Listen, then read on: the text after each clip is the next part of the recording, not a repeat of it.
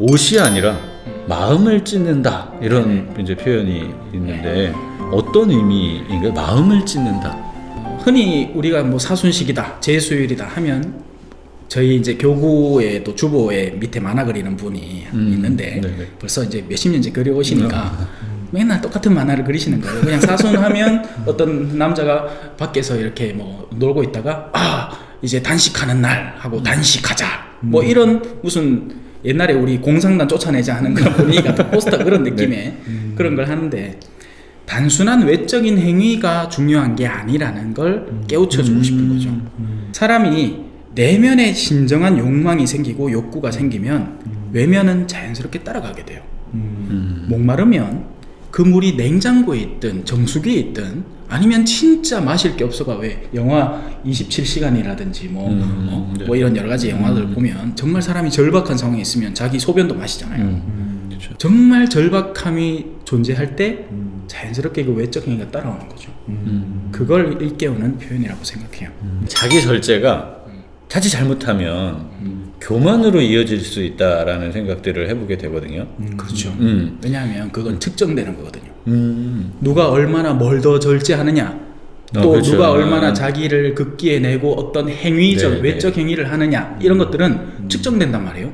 이건 마치 본당에서 세례자 수가 몇 명이냐 단순한 측정치잖아요. 그렇죠. 얼마나 쉬워요, 그죠? 큰 본당에는 세례자 많을 거고 그러면 신문에 더 자주 나, 교회 신문에 더 언론에 자주 공개될 건데 예를 들어서 한 신자가 20년을 공들인 사람이 있어요.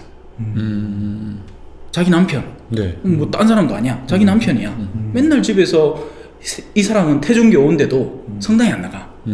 그리고 애들 성당 가는 거 보면 막 빈정대고 막 그렇게 막 네. 어둠이 가득했던 사람인데 네. 아내가 가로늦게 세례를 받은 거예요. 그래서 20년 동안 공을 들인 거예요. 남편을 신경 쓰이지 않게 하고 항상 친절하고 신앙에서 본질적으로 가르치는 바를 정작 신앙의 선배는 그 사람인데도 수치로 따지면 그 사람이 신앙 선배죠. 그렇죠. 태중교니까. 네. 그런데 20년 동안 공을 들여서 마침내 그를 성당으로 인계했단 말이에요. 그리고 비로소 성가정의 진정한 의미, 그냥 다 같이 그냥 세례 받는다고 성가정이 아니라 정말 하느님의 뜻을 이루고 사는 사람으로 바뀐다는 거죠. 근데 그 한 사람, 그리고 야 요번에 성당 가면 무슨 기념품 준다고 우리 신부님이 약속했다. 가자. 누가 안 오겠어요? 기념품 준다는데 남미에서 할 수 있는 선교의 가장 쉬운 방법이거든요. 먹을 거 나눠주면 와요. 왜 안 와요? 선물 준다는데 옛날에 우리 어르신들 중에서도 밀가루 신자가 있었어요. 성당에서 밀가루 준다니까 성당 오는 거예요. 네. 그러다가 신앙이 되기도 하고 아니기도 한 거죠. 그런 쉬운 방법으로 모아들인 수백 명의 사람과 몇십 년을 공을 들여서 이제 진짜 그 사람의 내면이 변하게 된 한 사람, 그 둘의 가치를 어떻게 비교할 거예요? 그렇죠. 하느님 눈에는 오히려 이쪽이 더 나을 수도 있고 과부의 가난한 과부의 랩톤 두뇌비 그것처럼 외부적인 활동들, 내가 고행을 한다. 나 이번에 술 끊은 지 벌써 40일 됐어. 와, 어쩌라고. 부활 때 되면 또 마실 건데. 그런 게 중요한 게 아니라는 거죠. 그런 외적으로 이 가늠될 수 있는 어떤 영역보다 내면의 진실함. 근데 그건 진짜 자기하고 하나님밖에 모르는 영역이잖아요. 제 수요일에 이제 이독서에 하느님과 화해하십시오. 이런 이제 구절이 나옵니다. 하느님께서는 죄를 모르시는 그리스도를 우리를 위하여 죄로 만드시어 우리가 그리스도 안에서 하느님의 의로움이 되게 하셨습니다. 라는 이제 말씀이 있는데 하느님과 화해한다라는 거는 과연 어떤 의미고 그리스도 안에서 하느님의 의로움이 된다라는 게 무슨 뜻인지 좀 설명을 부탁드릴게요. 흔히 우리가 화해를 한다 하면 싸운 두 사람 얘기를 해요, 그죠? 네. 그럼 이제 둘 다 탓이 있겠죠. 그죠. 뭐 둘 다 세상에 잘못한 완벽한 사람은 거죠. 없으니까. 그런데 이 하느님과의 관계에 있어서는 전적으로 우리에게서 엇나간 것을 올바로 잡아야 돼요. 자, 우리가 앞서 이제 이 부활에 다가서는 과정으로서 두 가지가 필요하다고 했잖아요. 하나는 어둠을 털어내는 영역입니다. 이거는 뭐 뻔할 뻔짜예요. 자기에게 어둠이 있는지 없는지 정도는 어느 정도는 다 구분한단 말이죠. 그렇죠. 그래서 그 어둠, 내가 하고 있는 그릇된 것들. 근데 자 여기서 또 옆길로 한 길 더 나가서 어떤 사람은 자기가 어둠의 길을 가고 있는지도 몰라요. 예를 들어 제가 신학생 때는 술을 잘 먹는 신학생이 좋은 신학생이었어요. 그때만 해도 분위기가 그랬죠. 그때만 해도 신학교에서는 담배를 피는 것이 자연스러운 일이었어요. 오히려 안 피는 친구들이 이상할 정도로 저는 안 피웠기 때문에 맨날 수업 끝나면 담배 타임 하면서 우르르 쫓아나가서 한 대 피우는 거예요. 군대 문화도 그랬고 사회적으로도 술을 잘 마시는 사람이 박수받는 그런 사회였어요. 아직까지 한국 사회는 조금은 그래요. 그런 게 있어요. 술을 잘 맞고 뭐 거기에서 좋은 에피소드들을 많이 가지고 있는 사람일수록 뭔가 이야기의 주도권을 장악하고 그렇죠. 그런 게 있죠. 모르는 거예요. 뭐가 어둠인지. 오히려 어둠이 때로는 자랑스러움이 되기도 하는 그런 시대를 살고 있어서 자기가 어둠에 빠져 있는지도 모르는 사람들이 있어요. 굉장히 심각한 거죠. 뭘 떨어내야 될지 모르니까. 나에게 붙어 있는 게 이게 더러운 쓰레기인지 아니면 이게 장식품인지. 장식품이라면 당연히 더 깨끗하고 깔끔하게 정돈해서 나를 꾸며야 하는 거고, 더러운 거라면 당장 떨어낼 수 있어야 되는 거잖아요. 근데 그 첫째 구분도 안 되는 사람들이 사실은 많아요. 어둠의 영역을 떨쳐내는 작업을 해야 되는데 안타깝게도 많은 사람들이 자신에게 어떤 어둠이 있는지도 잘 몰라요. 그래서 그걸 일깨워주고 알려줄 필요가 있죠.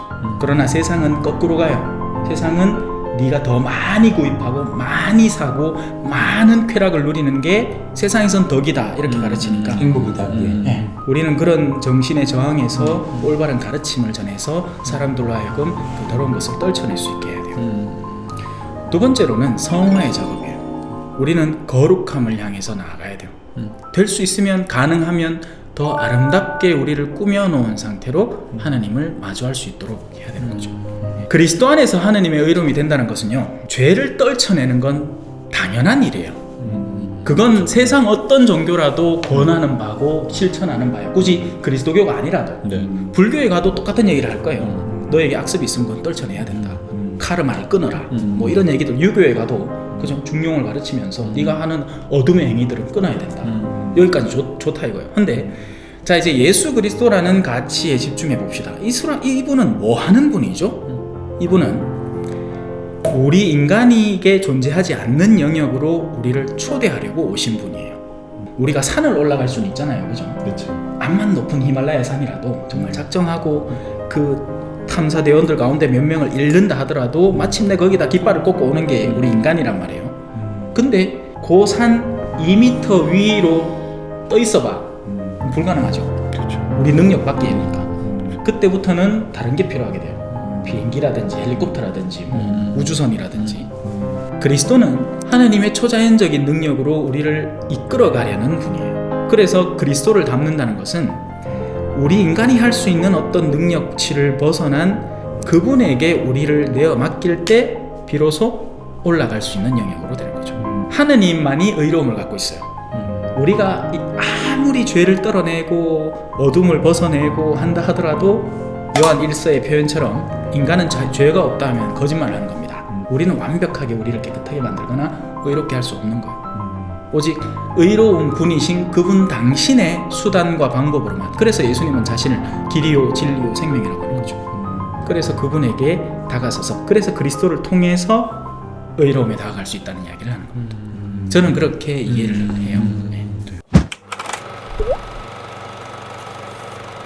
신앙에서 상승하는 측면을 은총, 그렇죠. 하강하는 측면을 죄로 네. 이렇게 이해할 수 있는데 이 부분에 대한 설명을 좀 부탁드릴게요. 굉장히 중요한 표현인데요. 네. 근데 이제 상승하려면 위쪽 방향을 알아야겠죠. 예를 들어서 그렇죠. 지구를 이렇게 따지면 한국의 위쪽은 남미에서는 땅 속이에요. 그죠, 아래쪽이. 지구는 둥그니까, 그죠? 네, 그렇죠. 네. 그러니까 위와 아래라는 개념 자체를 잘 잡아야 어디로 가야 위고 어디로 가야 아래인지를 알 수 있는 거예요. 그 표현은 맞습니다. 은총이라는 것은 상승하는 방향이에요. 근데 그 상승의 방향 최종점에는 누가 있을까요? 하나님이 있죠. 그렇죠. 그거요. 너무나 간단하고 쉬운 일이에요. 하느님이 계신 거예요. 우리가 하느님으로 다가가고 하느님께로 다가가게 도와주는 모든 요소를 우리는 은총이라고 부를 수 있는데, 아까 제가 얘기했듯이 이 산을 올라가는 그 다리의 힘도 사실은 하느님에게서 나오는 힘으로써 우리가 그 의지를 통해서 올라갈 수 있는 건 맞아요. 그걸 상존 은총이라고 표현하죠. 누구에게나 있는. 누구든지 태어나면 그런 노력을 해볼 수 있는 기본적인 은총, 사람이 태어나면 숨쉬고 사는 그 모든 것들. 근데 그 뒤로부터는 조력 은총이 필요한 거예요. 그게 그리스도로부터 오는 것이고 우리가 흔히 믿음과 희망과 사랑이라고 표현하는 복음 삼덕이라고 표현하죠. 복음 삼덕. 위로 올라가는 게 은총 맞고 네. 아래로 내려가는 그 반대 방향으로 향하는 것. 하느님을 등지고 이 그 산을 거꾸로 내려가서 우리가 가면 안 되는 어둠에 잠겨드는 것을 죄라고 표현할 수 있는 거죠. 사순시기를 잘 지내는 방법. 제수일로 사순시기를 시작하지 않습니까? 네. 은혜로운 회개의 때라고 부르는 이 사순시기를 가장 잘 지낼 수 있는 방법을 우리 신앙인들에게 팁을 하나 주신다면? 그 부분에 대해서는 이렇게 답변 드릴 수 있을 것 같아요. 헬스장에서 근육을 키우는 팁은 뭐죠? 운동을 많이 그렇죠. 운동을 많이 해야겠죠. 따로 어떤 기술적이나 어떤 획기적인 방법이 이 도움을 줄 수는 있겠지만 결국에는 바벨을 들고 들어 올려야 돼요. 네. 그건 사순시기는 곧 예수 그리스도의 십자가와 연계된다는 거예요. 일상 안에서 내가 힘들어하고 곤란해하는 어떤 종류의 십자가죠. 십자가라는 건 그냥 단순한 괴로움과 고통이 아니에요. 아까도 얘기했지만 단식도 괴로움이고 절주도 괴로움이에요. 근데 그건 다른 목적이 있는 괴로움이죠. 먹기 위한 괴로움이고 마시기 위한 괴로움이에요.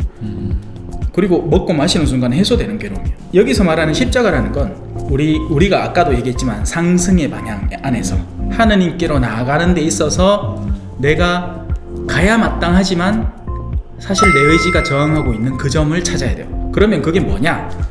교회는 툭하면 이제 뭐 단식, 금욕 이런 요소들로 그냥 그 시기를 이렇게 박아버리니까 사람들에겐 단순하게 그게 박혀든 거예요. 그러나 의외로 나의 십자가는 굉장히 가까운 곳에 있을 수 있어요. 예를 들어 이런 거죠. 평소에 항상 남편을 주변에 가서 막 욕하고 다닌 사람이야. 그러면 그때만큼은 그걸 한번 멈춰보는 거예요. 어떤 사람에게는 아무 일도 아니겠죠. 예를 들어서 뭐 나는 누구를 한 번도 욕해본 적이 없어. 그럼 욕하지 말래. 네, 땡큐. 네? 근데 누군가에게는 그것이야말로 내가 도전해야 하는 그리고 극복해야 하는 하느님께로 나아가는 한 방향이 되는 거죠. 그게 뭘지는 각자가 찾아야 하는 문제예요. 네. 그래서 사순시기의 팁이라 하면 수많은 신부님들이 최근 들어선 더더욱이 그럴 거예요. 유튜브를 통해서 방송을 통해서 네. 말씀해 줄 거예요. 그러면 지킨대요. 근데 진짜 십자가는 그런 복잡다단한 모든 행위들에 다 신경 쓰고 마음 쓰는 게 아니라 내가 무엇을 하느님께 다가가는 길에서 제일 힘들게 여길까? 그거를 찾아서 실천해 봐야 돼요. 그게 뭘지는 진짜 아무도 모르죠. 왜냐하면 다양성 속에 살고 있으니까. 그러니까 하느님과 나와의 관계 안에서 내밀하게 정말 하느님께 나아가는데 방해되는 것을 스스로 찾아보고 찾아야 돼요. 그것을 실천해야 된다는 말씀이신 거죠? 살아가면서 사순시기를 한 번만 겪는 건 아니잖아요. 그럼요. 그 찾는 작업을 꾸준히 할 필요가 있겠다는 생각이 드네요. 올해 못 찾으면 찾으려는 노력을 또 계속하고 못 찾으면 내년에도 하고. 사실은요. 네. 사람들마다 자기에게 뭐가 부족한지를 알고 있어요. 자기가 가장 안 되는 부분이 뭔지. 네. 왜냐하면 그걸 가장 자주 고해성사를 볼 거거든요. 근데 꺼내고 싶지 않은 그렇죠. 거겠죠. 그래서 고해성사가 굉장히 추상적으로 변해버린 거예요. 수많은 사람들은 고해성사를 가서 실제적인 고해성사를 안 봐요. 그냥 가서 지난주 미사 빠졌다. 제가 실제로 겪어본 경험담이니까. 특히나 판공성사 같은 데 가면 성사 보러 온 사람이 없는 거예요. 그러니까 솔직한 말로 전부 다 그냥 뭔가 하나 들고 와서 털어놓고 가는 것뿐이지 정말 자기를 올바로 미쳐보거나 반성해보지 않은 거죠. 그게 문제라고 생각해요. 그리고 자기가 알죠. 나에게 뭐가 부족할까? 내가 뭘 제일 힘들어할까? 신부님들도 어떤 신부님에게는 강론 쓰는 것 자체가 힘들 수 있어요. 어떤 신부님에게는 강론은 안 쉬운데 내가 지나치게 사람과 만나서 밤늦게까지 어울리는 악습이 힘든 거예요. 이제 그런 것들을 각자가 찾아서 멈춰봐야 되는 거죠.